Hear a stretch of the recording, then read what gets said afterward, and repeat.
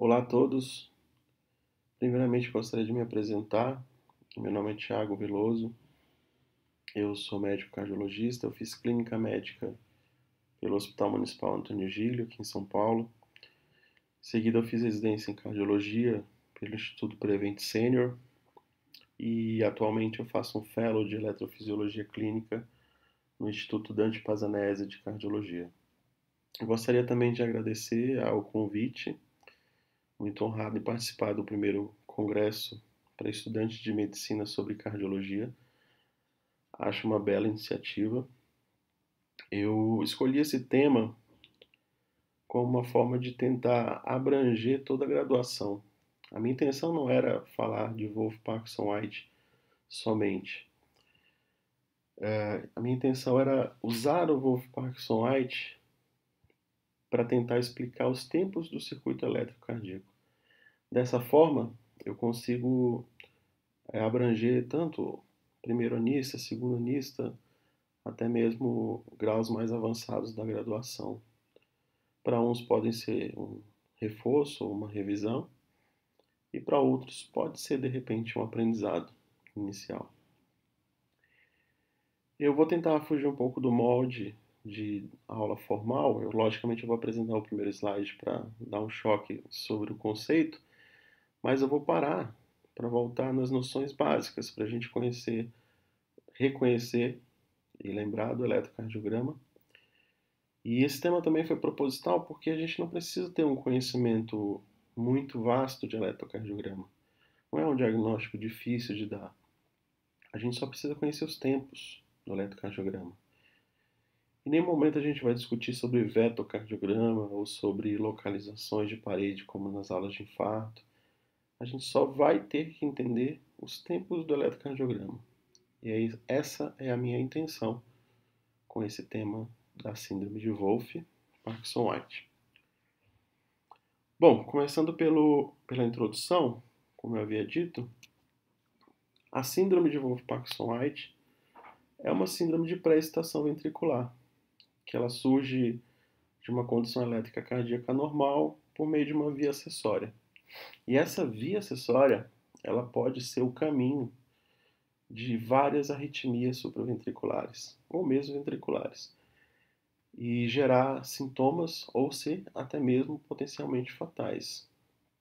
O eletrocardiograma, padrão clássico de Wolff ou de pré-excitação, ela consiste num PR curto, num QRS prolongado, e vai ter um movimento ascendente inicial empastado, que a gente chama de onda delta. Obviamente, isso acontece na presença do ritmo sinusal.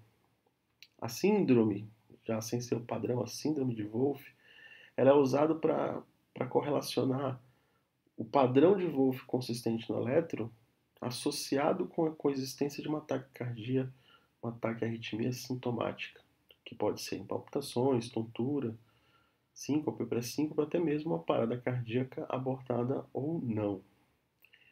A gente para um pouco agora para a gente voltar nos conceitos iniciais, nas noções básicas, e aí depois que a gente passar pelas noções básicas, a gente volta para esse slide para ver se clareia um pouco mais esse conceito.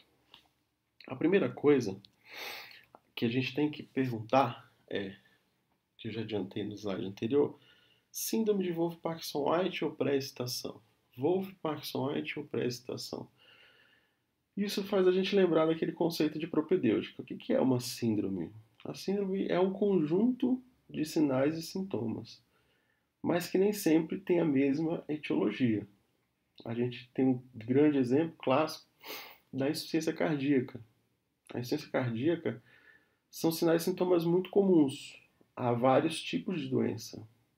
Você tem dispneia, edema de membro inferior, estertor em base, vários tipos de dispneia, ortopneia, dispneia paroxística noturna. Só que nem sempre é a mesma causa. Aliás, variadas causas. Você pode ter uma insuficiência cardíaca num paciente que teve um infarto, que seria, no caso, uma etiologia isquêmica. Você pode ter uma doença infiltrativa, uma amiloidose, fazendo um padrão restritivo, que vai dar os mesmos sintomas na insuficiência cardíaca. Ou um paciente, por exemplo, chagásico, com perfil C, miocardiopatia dilatada, também com sintomas de insuficiência cardíaca. No Wolff, a gente usa a síndrome para distinguir o padrão eletrocardiográfico, que seria o padrão de Wolff ou pré-excitação, na vigência de sintomas e taquiarritmia. Então, você só vai falar síndrome, ou síndrome de Wolff, Parkinson-White ou síndrome de pré-excitação no momento que coexistir com a clínica. Você pode passar a vida inteira só com alteração na eletro e nunca ter sintomas. Então, você não teve a síndrome. Você teve um padrão eletrocardiográfico. E a segunda pergunta que a gente tem que se fazer é relembrar como é esse circuito normal. E como essa via acessória que eu vou explicar para vocês, ela se manifesta no eletrocardiograma. Isso que eu vou tentar explicar em seguida. Para isso a gente tem que lembrar do sistema excitocondutor normal. O que acontece no coração durante o percurso do circuito elétrico? Tudo começa no nó sinoatrial, lá onde acontece o disparo inicial. Esse disparo inicial lá no teto do átrio direito, ele segue para o átrio direito inferior e para o átrio esquerdo, pelos feixes internodais, anterior, médio, inferior, e em direção ao átrio esquerdo pelo feixe de Bachmann. E nesse momento ocorre a despolarização dos átrios direito e esquerdo, ao mesmo tempo que esse estímulo chega no nó AV, no nó atrioventricular. Quando esse estímulo chega no nó atrioventricular, os átrios já estão se despolarizando e se contraindo. O nó atrioventricular ele faz uma pausa fisiológica, ele segura o impulso elétrico ali, demora um pouquinho e solta esse impulso elétrico adiante. Depois que ele solta esse impulso elétrico, o impulso passa para o feixe de His. Mas guarda esse padrão, guarda essa função do nó AV. O nó AV ele tem a função tanto de filtrar as arritmias que tem supraventriculares, quanto de fazer essa pausa fisiológica. E essa pausa fisiológica ela vai ser importante para o sincronismo cardíaco. Eu preciso dessa pausa para deixar o átrio contrair e naquele momento as válvulas abrirem, depois as válvulas se fecham e os ventrículos se contraem. Essa sincronia gera a propulsão do sangue adiante. Então, por isso que o nó AV faz essa função de pausa fisiológica. E é nela que a gente vai ter uma alteração interessante que a gente vai explicar mais na frente. Bom, o estímulo está no nó AV nesse momento, saindo do nó AV, ele vai para o feixe de His, que é esse tronco aqui, e ele se bifurca em ramo direito e ramo esquerdo, para depois chegar lá nas porções mais distantes musculares pelas fibras de His-Purkinje. E ocorre a contração ventricular. Depois reinicia-se novamente o ciclo com o nó sinoatrial. Relembrando o eletrocardiograma normal. A gente, quando se depara com o eletrocardiograma normal, a gente tem que verificar alguns padrões antes de sair analisando. A primeira coisa no eletrocardiograma é a identificação. Ver se esse paciente é o paciente em questão. Isso é muito importante. Parece uma besteira, mas muita gente erra e acaba dando diagnóstico que não é do paciente correto. A segunda coisa é verificar os padrões de execução. A velocidade que esse eletrocardiograma é feito. A padronização internacional é 25 milímetros por segundo, que é a velocidade que a caneta anda ao longo do papel. E a padronização de amplitude, definida como a letra N. Essa letra N, ela conta como se fosse 1 milivolt, que é igual a 10 quadradinhos. Caso essa letra N não esteja escrita no eletrocardiograma, você tem que procurar esse quadrado aqui. Esse quadrado aqui ele vai delimitar exatamente 10 quadradinhos, dizendo para você que esse eletrocardiograma está sendo confeccionado em N. Eu posso dobrar essa configuração? Posso. Se de repente eu tenho um eletrocardiograma com baixa voltagem e eu quero enxergar uma onda melhor, eu posso mudar a configuração dele para 2N. E eu vou ter um eletrocardiograma exacerbado do ponto de vista de amplitude, e eu consigo realçar algumas ondas. Só que Isso é benéfico quando você tem esse raciocínio. Quando alguém inadvertidamente aciona esse modo 2N, ou N sobre 2, ele atrapalha o colega que está lendo o eletrocardiograma. Por quê? Porque ele pode simplesmente falsear uma sobrecarga ou uma baixa voltagem, dependendo se ele colocou N sobre 2 ou 2N. A mesma coisa acontece com a velocidade. Se você já está, logicamente, todo mundo acostumado a olhar o eletrocardiograma com 25 milímetros por segundo, no momento que eu faço esse eletrocardiograma em 50 milímetros por segundo, por exemplo, eu vou ter um aspecto de bradicardia, porque a caneta vai passar muito rápido e eu vou ter poucos batimentos impressos no papel. E o QRS ainda vai alargar. Ou seja, se você não notar que foi rodado em 50 milímetros por segundo, você pode dar um diagnóstico falso de bradicardia. E o contrário também é verdadeiro. Se foi programado em 10 milímetros por segundo, você vai ter muitas impressões, porque o eletrocardiograma está lento, você vai ter muitas impressões de batimentos na folha e falsear um ataque à arritmia. Parece que não acontece, pessoal, mas acontece quase que frequentemente todos os dias nos hospitais brasileiros. O próximo elétrico que eu vou mostrar para vocês é um exemplo que aconteceu comigo. Eu estava de sobreaviso e a colega teve uma dúvida na UTI sobre um eletrocardiograma e mandou o eletrocardiograma desesperada, que era uma FA de altíssima resposta, porque realmente está irregular. Mas eu olhei, percebi claramente que esse eletro alguma coisa estava errada na configuração. Aí quando foi olhar aqui, ele foi rodado em 10 milímetros por segundo. Ou seja, cabe muito batimento dentro, porque a caneta está vindo bem devagar. E além do mais, ele foi rodado em 2 Ns. E eu juro para vocês, não foi eu que rodei esse eletro para dar como exemplo, não. Recebi mesmo. Então, quando você olha, dá um padrão como se fosse um padrão de sobrecarga brutal nas precordiais. Não é o objetivo da aula, mas para a gente relembrar que sempre no início da avaliação, atentar para as normatizações do eletrocardiograma. Aqui você pode perceber que ele foi rodado em 2N e a velocidade 10 milímetros por segundo. Bom, identificou-se o eletrocardiograma, velocidade, conferiu N. Vou deixar mais um macete para vocês sobre o tempo do eletrocardiograma. Essa fita, ela dura 10 segundos.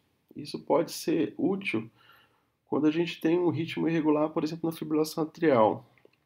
Nesse caso, a gente até tem um ritmo irregular. Pode ser uma arritmia fásica, paciente jovem, uma arritmia respiratória, que é comum, mas não tem comemorativos de patologias. A gente pode inferir uma frequência cardíaca de uma forma grosseira e rápida no eletrocardiograma. Se eu contar aqui 1, 2, 3, 4, 5, 6, 7, 8, 9, 10, 11, 12, em 10 segundos, se eu multiplicar isso por 6, eu vou ter exatamente os batimentos em 1 minuto. Aqui no caso seria 72, no caso normal. Então, mais um macete para a gente guardar.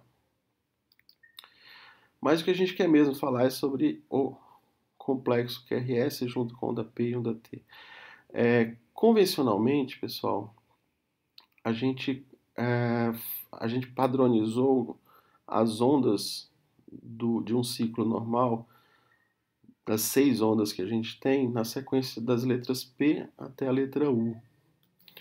Então, a primeira onda seria a contração atrial, a despolarização atrial, onda P. A segunda onda seria onda Q, nem sempre existente, uma grande maioria das vezes vai ser patológica.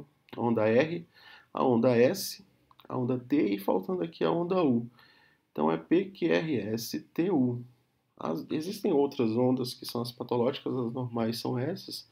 Você vai ter inúmeras denominações.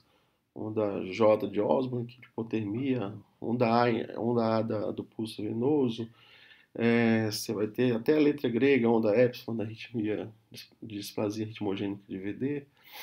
Mas guardem que o normal de um ciclo é a onda P, o complexo QRS, a onda T e a onda U, que nem sempre aparece, mas que é normal e em alguns casos pode ser patológico em distúrbios diretoríticos. Bom, e aí o slide que eu quero mostrar para vocês, que é fundamental para a gente entender o Wolff-Parkinson-White, é esse.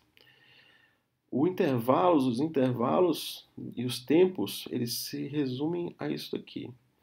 A primeira coisa que a gente tem no ciclo normal é a onda P. A onda P, ela é a soma de duas ondas que correspondem à despolarização do átrio direito e do átrio esquerdo. Juntamente, depois da onda P, onde acontece a despolarização, você vai ter uma linha isoelétrica. Essa linha isoelétrica é o segmento PR. É diferente você falar segmento PR de intervalo PR. Quando eu falo intervalo PR, eu estou incluindo a onda P, porque é um intervalo. O segmento ele é retificado. Então, o segmento é só essa parte aqui. O segmento PR corresponde àquele momento que eu falei para vocês quando eu estava explicando o sistema excitocondutor. Ele nada mais é do que a pausa fisiológica para depois começar as despolarizações do ventrículo.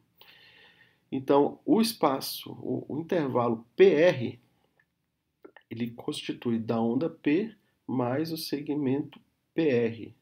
Guardem isso porque esse vai ser o conceito do Wolff.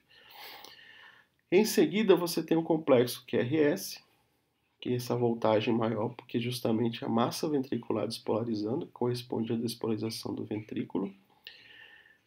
Em seguida, você tem o segmento ST, que corresponde ao término da despolarização ventricular e o início da repolarização ventricular, em que vão se reestabelecer os canais iônicos.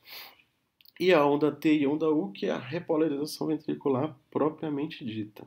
Vamos ver cada um desses agora. Fazendo um paralelo, para a gente entender melhor, onda P, despolarização átrio direito e átrio esquerdo, segmento PR, pausa fisiológica no nó AV, em seguida esse estímulo Cyberferge e contração do ventrículo, despolarização ventricular, que termina no início do segmento ST, onde vai acontecer toda a repolarização ventricular. A onda P ela vai ter uma amplitude de 2,5 milímetros, ou 0,25 volts. A duração dela tem que ser menor que 120, senão vai estar alterada, e corresponde à despolarização dos átrios. O intervalo PR, como eu falei anteriormente, ela é a soma da onda P com o segmento PR, e a duração dela é de 120 a 200 milissegundos, ou seja, menos que 120 milissegundos vai ser o conceito do PR curto, guardem isso. Corresponde à despolarização dos átrios mais o atraso fisiológico do nó AV. Complexo QRS, a duração dele tem que ser inferior a 120 milissegundos. Caso seja maior, vai ter um distúrbio intraventricular, a gente não vai comentar isso nessa aula. Ela corresponde à despolarização dos ventrículos. Segmento ST, que marca o fim da despolarização ventricular e o início da repolarização. E onda T e onda U, que corresponde propriamente à repolarização ventricular. De novo, o sistema excitocondutor, vamos voltar para ele. Como eu falei para vocês, está sendo repetitivo, mas é bom para fixar. O impulso começa no nó sinoatrial, despolariza átrios e ventrículos pelos feixes internodais, feixe de Bachmann, e aí chega aqui no nó AV. O que vai acontecer no Wolff? No Wolff-Parkinson-White, eu vou ter uma via acessória. Lá na embriologia, quando o coração está se formando por torção, é feito um ânulus fibroso que separa e isola eletricamente os átrios dos ventrículos. Ou seja, enquanto está passando impulso elétrico nos átrios, ele não tem como passar para cá, para os ventrículos, porque tem o ânulus fibroso. Então ele é isolado eletricamente. Porém, durante a embriogênese, por algum motivo de malformação, ocorre uma falha e uma parte muscular forma-se entre os átrios e ventrículos, com capacidade de condutância, com capacidade de conduzir. Isso é uma via acessória. E o que essa via acessória faz? No momento que eu despolarizei aqui o átrio direito, no caso porque a via está aqui à direita, ela pode se encontrar em qualquer lugar que ligue átrio e ventrículo, pode ser uma lateral esquerda, por exemplo, também, e pode ter também mais de uma. Se esse impulso elétrico está vindo daqui em direção ao nó AV, ele também pode seguir para cá e encontrar essa via. E no momento que esse impulso está vindo em direção à via e chega no mesmo tempo que chega no nó AV, chega na via acessória, no nó AV ele vai fazer a pausa fisiológica, ele vai fazer aquele atraso fisiológico que corresponde a essa linha isoelétrica, que é um silêncio elétrico nesse momento. Porém, a via encontrou um outro caminho. O impulso elétrico encontrou outro caminho. E naquele momento que está acontecendo a pausa fisiológica, o impulso ele se propagou por essa via acessória e conseguiu despolarizar o ventrículo por aqui. Ou seja, a despolarização ventricular começa antes da hora, começa junto com a pausa fisiológica. E o que é essa despolarização do ventrículo antes da hora? Pré-excitação ventricular. Por isso que o termo usado é o padrão de pré-excitação ventricular. E isso vai se traduzir no eletrocardiograma, pessoal, como um borramento dessa parte que seria o atraso fisiológico. E eu vou ter uma onda, um empastamento da onda do QRS inicial, que a gente vai chamar de onda delta. E essa onda delta vai causar, por consequência, um encurtamento do intervalo PR, porque se eu for contar daqui para cá, eu vou ter um intervalo mais curto. E por isso que a gente chama isso de PR curto. Então, onda delta, em seguida ela vai encurtar o intervalo PR, e eu vou ter um PR curto. Consequentemente, por o QRS ter começado mais cedo, por conta da passagem de estímulo elétrico por aqui, eu vou ter um alargamento do QRS, e por essa parte do ventrículo ter começado a se polarizar antes da via normal, de passar por aqui tudo, então eu vou ter uma ambiguidade quando eu for repolarizar, visto que essa área começou a despolarizar primeiro. Então eu vou ter, quando for no momento da repolarização, que é a onda T, eu vou ter uma alteração da repolarização ventricular. Uma área já vai ter se repolarizado, outra ainda está se despolarizando. Isso faz uma confusão no momento que seria a repolarização. E isso causa uma alteração na onda T, que a gente chama de alteração de repolarização. E aí nada mais é do que isso. A gente vai encontrar um PR curto, uma onda delta, que vai alargar o QRS e vai alterar a repolarização. São esses 4 critérios que a gente usa para definir o padrão de Wolff-Parkinson-White. Somente isso, mais nada. Com esse conhecimento, você já consegue diagnosticar uma síndrome de Wolff-Parkinson-White. Se você encontrar esse eletrocardiograma no padrão, e esse paciente de repente tiver um ataque de arritmia em seguida, você vai falar, esse paciente tem uma síndrome de Wolff-Parkinson-White e tem uma via acessória no eletro de repouso dele, no eletro normal, que seria o normal dele.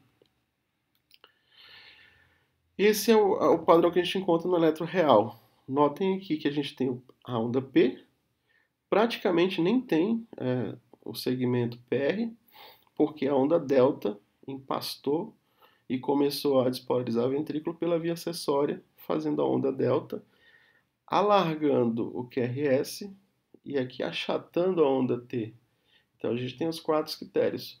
O PR curto, se eu for contar aqui, vai ter 40 milissegundos, mais 40 milissegundos, 80 milissegundos, 80 e poucos. Então assim, eu vou ter 90 milissegundos, então abaixo de 120 milissegundos, um PR curto. a presença da onda delta e um QRS alargado acima de 120 milissegundos com alteração de repolarização. Nada mais é do que isso. Agora que a gente falou dessas noções iniciais, eu penso que a gente vai compreender melhor aquele primeiro slide e a gente já pode entrar na aula propriamente dita. Aí eu vou dar uma pincelada sobre Wolff, já fica um pouco mais específico, já vamos entrar nos outros aspectos, mas só em ter mostrado aquela parte de noções já fico muito contente se todo mundo tiver entendido. E aqueles que já entendiam de Wolff e de eletrocardiograma que reforcem ou façam uma revisão. Bom, vamos lá. Síndrome de Wolff-Parkinson-White, então, é uma síndrome de pré-excitação ventricular, como eu mostrei, que surge da condução elétrica cardíaca normal por meio de uma via acessória, que pode resultar em arritmias sintomáticas e potencialmente fatais. Agora eu vou começar a mostrar como é que isso acontece. O principal achado eletrocardiográfico que a gente já entendeu do padrão de Wolff-Parkinson-White ou pré-excitação consiste no intervalo PR curto, um QRS prolongado, em consequência de uma onda, que é a onda delta, que empastou o QRS, na presença de ritmo sinusal. O termo síndrome de Wolff-Parkinson, do termo de síndrome de Wolff-Parkinson, ele é usado para o padrão de eletrocardiograma consistente com Wolff, mais a coexistência de um ataque à arritmia e sintomas clínicos de taquicardia. Um pouco da história, a primeira vez que foi descrito o padrão de Wolff foi em 1900 por Frank Wilson e Alfred Wade, e só que eles não publicaram, só foi reconhecido e descrito. Lá em 1909, que fizeram a primeira publicação, August Hoffmann, que publicou numa revista de Munique. Aqui você consegue ver a onda P, e aqui o PR em curta, né? Não tem como a gente contar os quadradinhos aqui, mas claramente vê que não tem segmento PR. A onda delta, que é esse empastamento inicial do QRS, e a gente tem um padrão aqui de Wolff, Parkinson-White. E vai fazer até aqui uma arritmia, né? Em 1930, os três amigos aí, o Wolff, o Parkinson e o White, eles publicaram uma série de casos de 11 pacientes que apresentaram taquicardia paroxística associado a um padrão de eletro, que é o padrão do Wolff, com PR curto, e um pseudo-bloqueio de ramo, que na verdade não quer ser largo, mas entrando pela via acessória, né? Essa é uma foto dos três juntos. O padrão de Wolff-Parkinson-White ele surge da fusão da pré-excitação ventricular, que é aquela passagem pela via acessória, acontecendo e coexistindo com aquela pausa fisiológica que é a condução elétrica normal pelo nó da veia. Acredita-se que essa via acessória ela surja durante o desdobramento atrial e ventricular, impróprio na embriogênese cardíaca, como eu já falei. Como resultado disso, os feixes miocárdicos eletricamente condutores violam o isolamento elétrico normal entre o átrio e o ventrículo, formando a via acessória. As características elétricas da via acessória elas podem variar dependendo da velocidade de condução, da direção e do período refratário. Isso vai ser muito importante para falar sobre o prognóstico.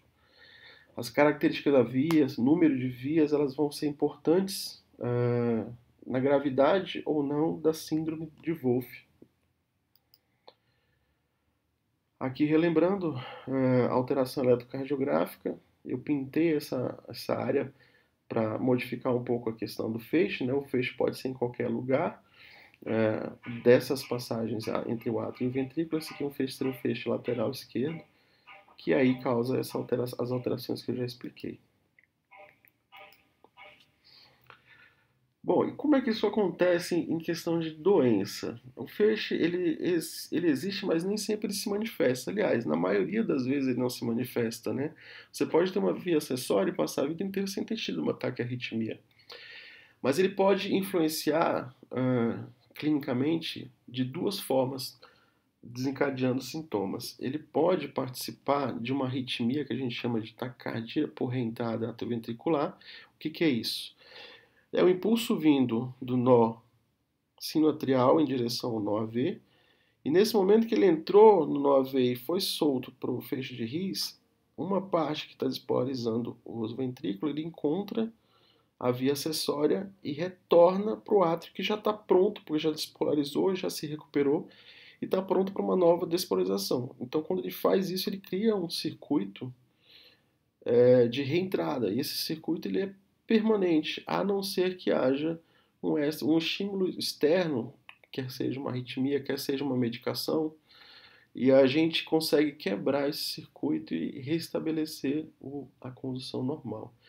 Esse sentido que eu mostrei aqui é um sentido de uma taquicardia por reentrada atrioventricular ortodrômica. Ortodrômica porque ela segue o sentido normal da condução. Ela pode acontecer também de outra forma, ela pode espolarizar aqui no nosso sinoatrial, encontrar a via acessória e reentrar inversamente. Nesse momento a gente tem uma TRAV antidrômica. É nessa característica que ela vai apresentar QRS alargado, porque ela vai começar a despolarizar ventrículo, é um tecido não especializado, e aí vai gerar uma taquicardia QRS larga que confunde às vezes com TV, com taquicardia ventricular. A segunda forma, bom, aqui mostrando melhor a taquicardia por reentrada antidrômica, a gente pode ter também a entrada pela via normal e também conduzir ao mesmo tempo pela via retrógrada. E a gente tem uma via chamada via oculta, que a gente pode usar a via normal e retornar pela via acessória. E às vezes não aparece onda delta nenhuma, porque ela está usando o sistema de condução normal. E a segunda forma de gerar taquicardia, que é a forma mais perigosa, é as arritmias supraventriculares usar a via acessória como passagem direta para os ventrículos. Lembrem que o NOAV ele faz a pausa fisiológica, mas ele também funciona como um filtro. Se você tem uma fibrilação atrial, por exemplo, lá em cima nos átrios, despolarizando a 300 por minuto, o NOAV ele filtra isso e não deixa passar isso para o ventrículo. Por isso que os batimentos ficam irregulares e com frequência variável.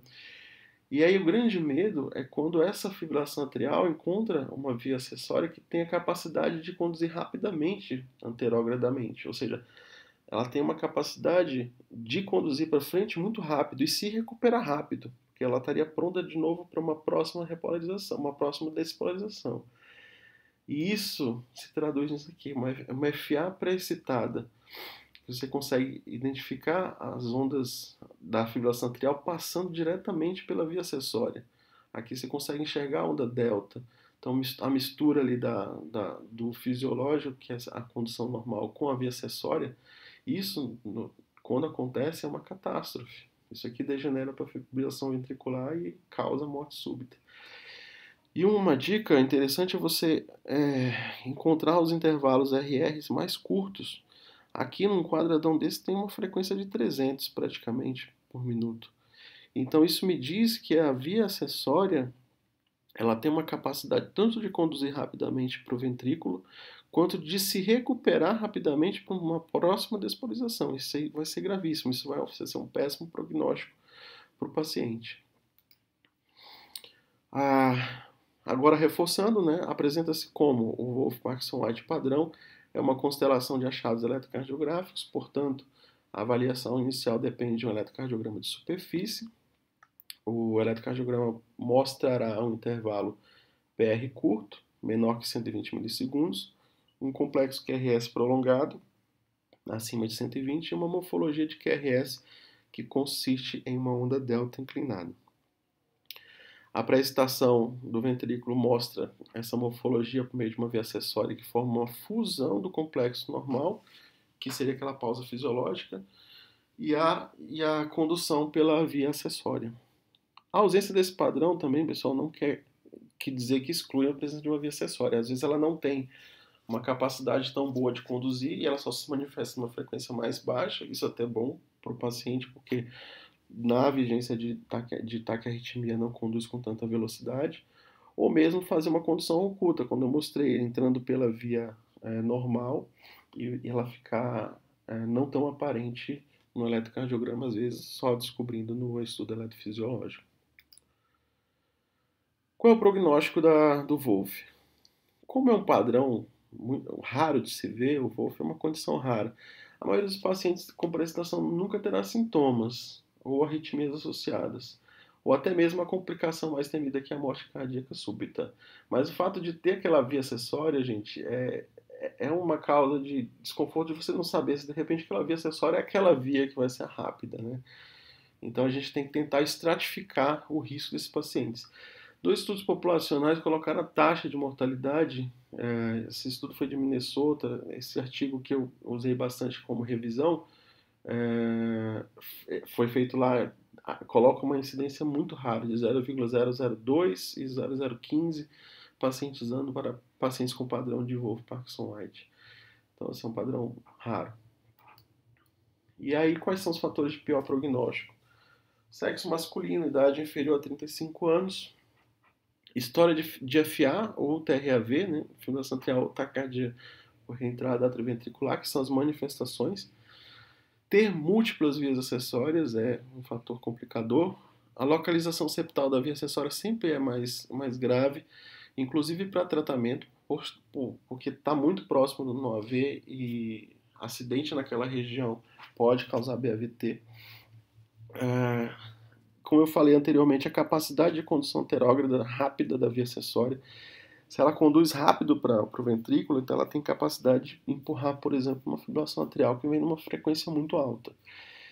E em contrapartida, o período refratário curto, menor que 250 milissegundos, que é a capacidade daquela via acessória, via anômala, se recuperar e está pronta para uma próxima despolarização. Isso vai gerar uma frequência cardíaca mais rápida. A presença dessa via manifesta ou presente no eletrocardiograma persistente, de forma persistente, é um fator de pior prognóstico do que aquelas que são intermitentes, que entram e saem de padrão normal, aí some a onda delta, entra a onda delta, some a onda delta, às vezes conduz só com uma frequência mais baixa. Quando essa persistência ela é maior do padrão, ela também conta como fator de pior prognóstico.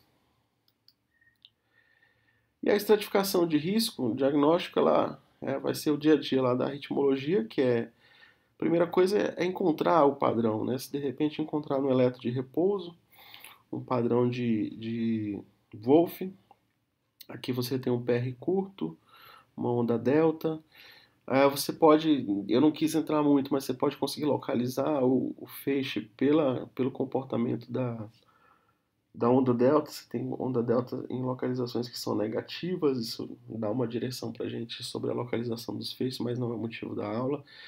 É mais para a gente entender que o eletrocardiograma inicial já te dá o diagnóstico que você tem uma via acessória. Se ela vai manifestar ou não com sintomas, são outros comemorativos que vão te dizer. O Holter de 24 horas também é útil. Nesse caso aqui, por exemplo, eu consigo perceber que é um padrão intermitente, que já é um fator de melhor prognóstico, porém, ela conduz durante uma frequência mais lenta, um período refratário mais lento, então isso quer dizer que é uma via que sugere ser benigna.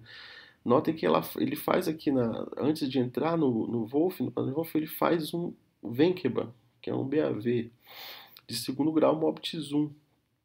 Não é o motivo da nossa aula também, mas é só para dizer que quando ele faz uma condução mais lenta, aí o período refratário consegue entrar pela via e aí desperta o padrão de Wolff, que fica muito clássico aqui com a onda P, o PR curto e a onda delta. Faz uma alteração de repolarização e alaca o QRS. Todos os critérios aqui no Holter. O teste ergométrico, esse aqui na verdade pulou, esse aqui é o ECG na emergência.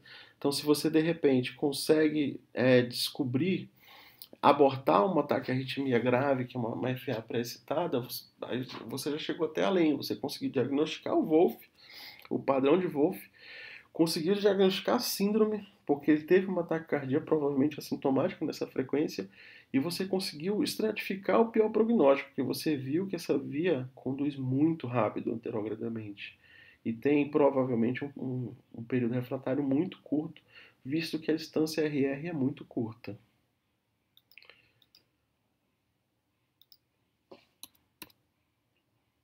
Faltou uma foto do teste ergométrico, mas eu vou explicar o teste ergométrico. O teste ergométrico, pessoal, vai ser muito útil na estratificação, Porque quando você faz uma persistência do padrão de Wolff no pico do esforço, ou seja, uma frequência cardíaca muito alta, isso sugere que você consiga conduzir por essa via acessória de uma forma rápida. E o contrário também é verdadeiro. Se de repente você está com um padrão de Wolff-Parkinson-White durante o início do teste ecométrico e quando você acelera a frequência cardíaca, esse padrão some, significa que esse período refratário da via acessória ele é longo, ele é lentificado, ele demora para se recuperar. Isso tem um melhor prognóstico porque ele não vai conseguir conduzir frequências muito altas. E o padrão ouro para diagnóstico vai ser o estudo eletrofisiológico, né? E aí você consegue identificar a localização da via, você consegue induzir taquicardia, taquiarritmia, testar essa via e, na ocasião, também até tratar. A sintomatologia, se o paciente é muito sintomático, faz muitos episódios de taquiarritmias, também um fator de pior prognóstico. E o tratamento, a maioria dos pacientes são assintomáticos no padrão de Wolff-Parkinson-White, não requer nenhum tratamento. Evitar, logicamente, drogas que bloqueiam o átrio ventricular, é uma catástrofe quando acontece de usar adenosina, pensando em TAC supra, e aí você bloqueia no AV e só vai restar a via acessória, e é uma catástrofe. Os pacientes considerados de alto risco podem se beneficiar de antiarrítmicos também, não é o foco da nossa aula falar sobre antiarrítmicos, ou ablação de via acessória profilática, né? A ablação por cateter tornou-se aí o tratamento de primeira linha para pacientes sintomáticos, né? Alta taxa de sucesso, acima de 90%, e um perfil de baixo risco. As diretrizes de 2015, elas indicam que os pacientes sintomáticos com padrão de Wolff, o estudo fisiológico ele é razoável. E a ablação também para as vias acessórias consideradas de alto risco, ou em pacientes que de repente têm ocupações de alto risco. Eu usei essas referências, esse artigo de revisão ele é muito bom, aconselho muito, e as diretrizes de interpretação de eletrocardiograma têm que ficar no bolso sempre dos estudantes que estudam eletrocardiograma para uniformizar o padrão de eletrocardiograma. Bom, era isso que eu tinha para dizer, espero ter contribuído com o aprendizado e ficarei feliz se todos tiverem compreendido aí a explicação e estou à disposição. Obrigado.